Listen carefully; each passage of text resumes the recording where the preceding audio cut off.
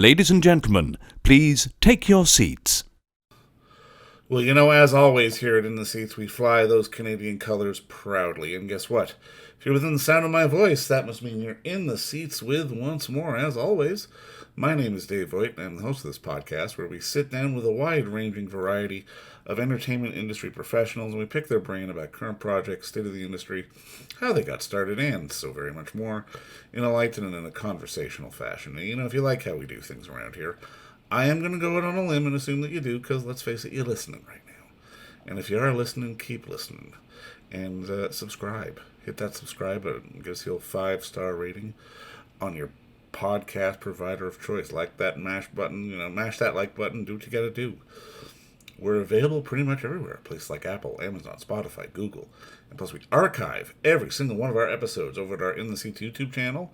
So you can give us a like and subscribe there as well. We'd absolutely appreciate it. Also, don't hesitate to check us out on the social media. We're on the Facebook, the Twitter, now X, but it's always going to be Twitter. Instagram, Letterboxd, TikTok, Threads. I lose track. But at In the Seats, we're at a lot of places for all sorts of fun updates. And finally, and I do dare say most importantly, please pay us a visit over at In the Seats, intheseats.ca for all the latest and greatest from the world of film, television, basically the moving image at large. Because guess what? If we love to watch it and write about it and talk about it, we love it even more when you come by and read about it and listen about it. So please do us that kindness and pay us a visit. Well, boys and girls, the wheels keep on turning and we keep on working because there are just so many movies coming out this next week. Well, in general, it's a busy time. There's lots of good stuff out there, and one of those good things is some Canadiana. It just played the Canadian Film Festival, and it's opening in select theaters across Canada this coming Friday, April the 5th. It's called Hailey Rose, and it's the story of a young woman who, after years of successfully avoiding her family, now newly unemployed, she gets a frantic call from her sister with news compelling her to return to their East Coast hometown, only to discover some stunning surprises waiting for her. It's a really great little comedy drama that doesn't hit you over the head with a lot of things that you maybe expect it to. It's really well acted. It's really well done. It is a fantastic piece of cinema, which I look forward to many of you getting a chance to go see. Like I said, there will be, it's opening in select theaters across country, and it's going to be adding theaters in the weeks to come as well. So, obviously, if you're interested in this, please keep your eyes open for more details. But in advance of the film opening, we had the unique pleasure of sitting down with the writer and director of the film, the one and only Sandi Somers, to talk about the origins of the story and so very much more. But like I said, go check out Hailey Rose in select theaters across the country when it opens this coming Friday. But first off, enjoy our talk with Sandi, because as always, it's a pretty darn good one. Obviously, Sandi, first up, sorry about the time mix-up. I, of course, did the 3-hour conversion instead of 2, so I was completely screwed up. But it's all good. It's all good. Totally. just to kick it off, thank you so much for the time today. And congrats on the movie. You're in the festival. It's opening out now, and I really enjoyed it. It's a lot of fun. Oh, that's great. Thanks for having me here, David. I totally appreciate it. Now, I guess the first question is walk me through the origin of this story. The origin, it shifted a little bit. Originally, it was just about a young woman who, around the age of 28, makes some decisions about what's really her, okay. Well, let me just say, it's kind of, can we just start this over again? Thank you so much for the time today.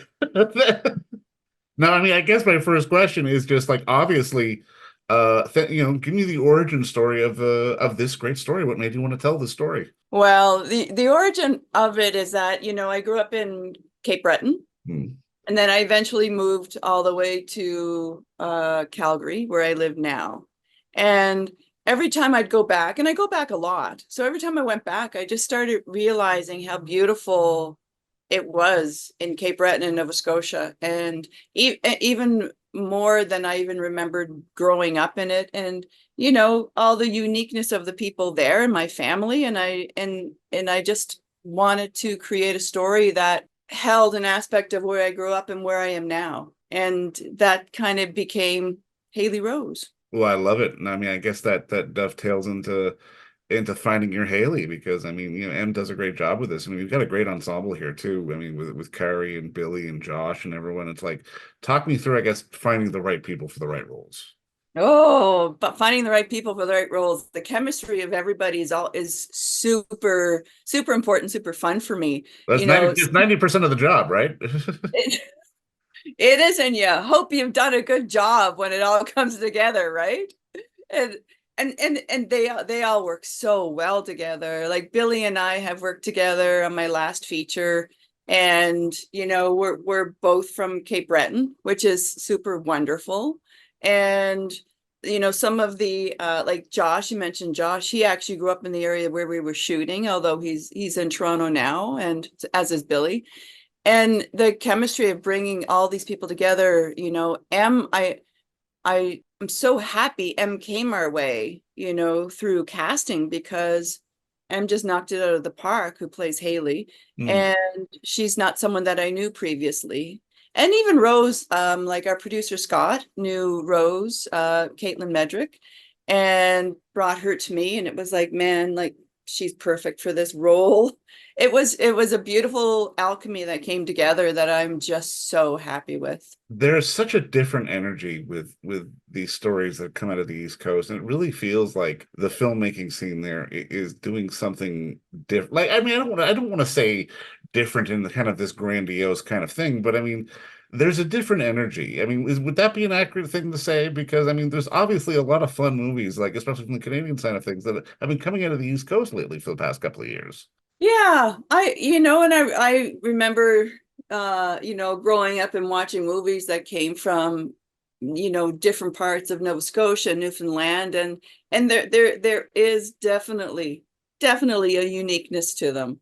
And I do feel it's because there's just a unique amalgamation of people who have come across the water from Britain, Ireland, to come to Cape Breton and Nova Scotia. And it's this amalgamation of people who've just come from different places, kind of to, where I grew up, they all came from, different places in Europe to work at the steel plant. And so I think you just have this amazing melting pot of so many cultures that came together. No, I think you're absolutely right. I mean, it's so true. And I mean, I'm curious though, because I mean, when I was going through your CV and seeing all the stuff you've done, I mean, you've done a wide variety of stuff, but I mean, correct me if I'm wrong. This is the second feature you've done, or the first, or like just why? I'm always curious about people sort of jumping from TV to shorts and finally doing a feature. It definitely feels like it's a bit of a different beast. Yeah, it's a completely different beast. It really is. I remember, I used to say, well, if you've done a short, you have to do the same thing for a feature. I don't know if that person's ever done both of them, because it's true. You do have to go through the same process, but it's very different. It's super different. I've made so many shorts. I really love the art form of the short film. Oh, me too. Yeah. It's beautiful. I love it. But you probably also noticed that I've done a lot of them, like Right. a whole bunch of them. And so at a certain point, I just thought, well, I really want to challenge myself in a different way. And that's one of the things, every time I make a film, regardless if it's short or whatever, I take something that I feel is just a big risk, and I just like throw it at myself, and I just, put the risk in there. And the risk eventually became, can I do a feature? Do I want to do a feature? Is that something that's a part of my world? And I thought, I might as well give it a go. And so and I absolutely loved it. I love making features. Doing shorts, you can get a lot of them done in a year. Doing a feature, you can't. So there was a shift in recognizing just how long it takes to get a feature done. And, that commitment to making sure that the idea that I have is something I want to focus the next few years on, because shorts can happen, so brilliantly, so quickly, but not like this, not features. No, totally. And I mean, I'm curious, like, how does your perspective on the job change? Because I mean, obviously, when you're working in TV, like you're having to service the showrunner's vision or something like that. But when it's you and it's an independent feature, like you're it's on your shoulders to push the boulder up the hill to get it all done. And I mean, I can imagine it allows for different challenges while doing the same job. I think everything is, I consider it all to be a beautiful challenge. I feel that if it wasn't a challenge, then I might not enjoy it as much as I do. I love the challenge of even starting from, trying to write a script that holds diverse, challenging characters that actually work, to bringing the cast together and hoping that that chemistry works, to being on set. I mean, we shot that in 18 days, 17 days with people, and to get together on set. We didn't have a table read. It just wasn't in the cards for Oh us to work wow. that out. So we would, maybe a couple of conversations, maybe not even two, maybe one conversation on the telephone, and hoping that everybody just comes in and we all did our work and that it works out. So, that's just a challenge, because at a point in time like that, you hope that the script or the conversations have conveyed what you want. And then people just show up, the actors, the crew, everyone shows up, and you just go for it. That Happily, I think luckily. I think that's a good way to describe independent filmmaking, just kind of going for it, because I'm always fascinated just in terms of, like you said, you don't necessarily have time to develop chemistry. You don't have time for table reads. You're shooting this in 17, 18 days. But I can also imagine on one end, you want to be able to be collaborative with your actors and give them a little bit of rope. But I mean, there's some very funny people in this movie. I mean, I've interviewed Billy enough times to know that he's genuinely a funny guy. So like, if you let him off the leash, he would just go. But I mean, I'm curious.